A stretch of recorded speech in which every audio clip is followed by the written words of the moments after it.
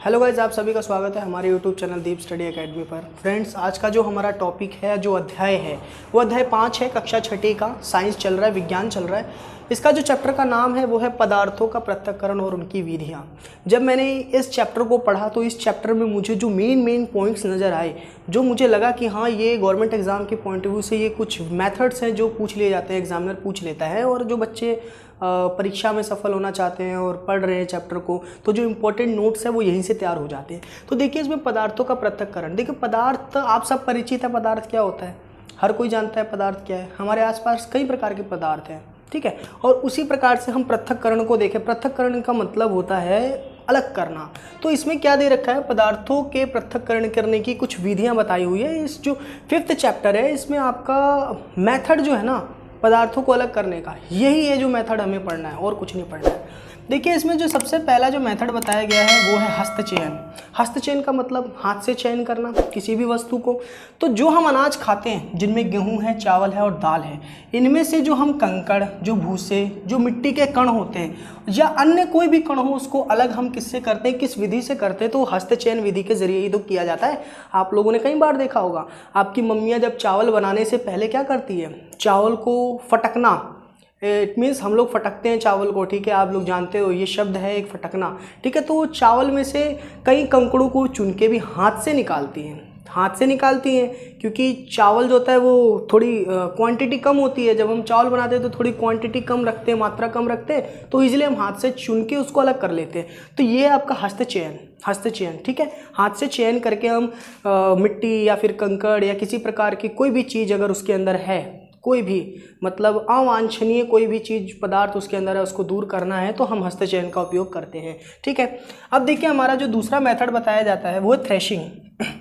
Threshing क्या है, अनाज के पौधों की डंडियों को पीटकर अन्य कणों को अलग करना, थ्रेशिंग कहलाता है। अनाज के पौधों की डंडियों से क्या मतलब है, जब आप देखते हो गेहूं होता है, ठीक है, गेहूं की फसल होती है, धान की फसल होती है, तो उसमें क्या होता है, एक प्रकार का पौधा ही तो है, और उस डंडी के अंदर जो छोटे छोटे बीज होते हैं, वही तो हमारा बेसिकली उसको पीट के या फिर अलग तरीके से हम, जैसे मान लीजिए यहाँ पे अगर मैं बात करूँ, ये मान लीजिए आपका, ठीक है, ये मैंने एक फिगर बना दिया, मान लीजिए ये धान है, ठीक है। अब धान है तो ये एक तो इसकी डंडी हो गई, ये जो बीच की लाइन है डंडी हो गई, और जो ये आसपास निकला हुआ है ना, ये तो आपका क्या हो गया, हमारा चावल इसी के अंदर है, धान। और बेसिकली अब हमें इनको निकालना है, अलग करना है, तो हाथ से तोड़ के अलग करोगे तो टाइम लग जाएगा। तो हम लोग क्या करते हैं ना, आपने गाँव में देखा होगा, पीट कर उसको हम क्या करते हैं, अलग करते हैं। और कई मशीनें भी आ गई हैं, सिर्फ खड़ा होना है और ऐसे पकड़ के रखना है, मशीन जो अपने आप क्या करती है, उसके अंदर के अनाज को अलग कर देती है और डंडियों को अलग कर देती है। और उन डंडियों का इस्तेमाल गाय जो होती है उनको चारा के लिए इस्तेमाल कर लिया जाता है। तो ये आपका थ्रेशिंग है, ठीक है। अब देखिए, थ्रेशिंग का काम क्या होता है। थ्रेशिंग का काम बैलों तथा थ्रेशिंग मशीनों से किया जाता है। आजकल थ्रेशिंग की मशीनें भी हैं, कई बैलों से भी थ्रेशिंग किया जाता है। बेसिकली आप देखते हैं कि जो ह्यूमन है, जो मानव है, वो पीट के भी अपने हाथों का यूज़ कर भी क्या करते हैं, बीजों को अलग कर देते हैं या फिर अनाज को अलग कर देते हैं उस डंडों से। तो ये चीज़ आपको ध्यान रखना है। अगला जो है वो निष्पावन। निष्पावन क्या है, देखो, पवनों तथा वायु के झोंकों द्वारा मिश्रण से भारी तथा हल्के अवयव यानी भूसे को पृथक करना ही निष्पावन कहलाता है। निष्पावन का मतलब क्या होता है, इसमें पवन, जो निष्पावन है ना, इसमें पवन शब्द आ रहा है, यानी पवन तथा वायु इसमें प्रयोग होता है। यानी ये एक ऐसी विधि है जिसके तहत हम क्या करते हैं, किसी भी पदार्थ के अंदर से वायु के जरिए हम अवांछनीय पदार्थ को अलग कर देते हैं, और उसमें सबसे इंपॉर्टेंट वायु होता है, ठीक है। आप लोगों ने देखा होगा, एनसीईआरटी की बुक देखोगे तो उसमें फोटो है, उसमें क्या दे रखा है, सुपली होती है, एक तरीके की एक सामग्री है जिसमें से हम क्या करते हैं, एक औजार है जिससे हम उसको ना पंखे के साइड में सामने खड़ा कर देते हैं। हवा जिस दिशा से भी बह रही है, ठीक है, फिर हम उसको ऊपर से नीचे की तरफ करते हैं, हवा इस साइड से आ रही है तो भारी जो कण है वो नीचे गिर जाता है, और जो हल्का जो भूसा होता है वो वायु के जरिए दूसरी जगह चला जाता है एक तरफ से। तो ये हमने गांव में देख रखा है। तो वो हमारी निष्पावन विधि है, ठीक है, जिसमें वायु का इंपॉर्टेंट होता है, क्योंकि इसमें मिश्रण होता है पदार्थों में, उसको अलग करना है हमें। अब कैसे करेंगे, तो ये एक निष्पावन विधि बताई जा रही है। अगला है चालन विधि। अब चालन विधि क्या, देखो, चालन द्वारा पत्थर, डंडियाँ तथा भूसा जो निष्पावन तथा थ्रेशिंग के बाद गेहूं में रह जाते हैं, उन्हें दूर किया जाता है। इस विधि का उपयोग अलग अलग माप वाले अवयव को अलग करने में किया जाता है। बेसिकली जब हमारी थ्रेशिंग हो जाती है, ठीक है, या निष्पावन हो जाता है, तो फिर भी गेहूं में या फिर धान में कई अन्य प्रकार के अवांछनीय कण रह जाते हैं, जिसको अलग करने के लिए हम चालन का यूज़ करते हैं। और इस विधि के द्वारा हम क्या करते हैं, पदार्थों को जो अंदर उसके पदार्थों में जो अवांछनीय, जो अनवेस्टेज जो भी चीज़ें हैं उसके अंदर, ठीक है, उसको हम अलग करते हैं। अब देखिए हमारी जो चीज़ है वो है अवसादन। अगला जो विधि है वो अवसादन है। देखते हैं अवसादन क्या है। मिश्रण में जल मिलाने पर भारी अवयवों के तली में बैठ जाने की प्रक्रिया को अवसादन कहते हैं, प्रक्रम को अवसादन कहते हैं, ठीक है। जैसे मान लीजिए मैंने यहाँ पे बनाया है गिलास, ठीक है, गिलास बनाया है, ठीक है।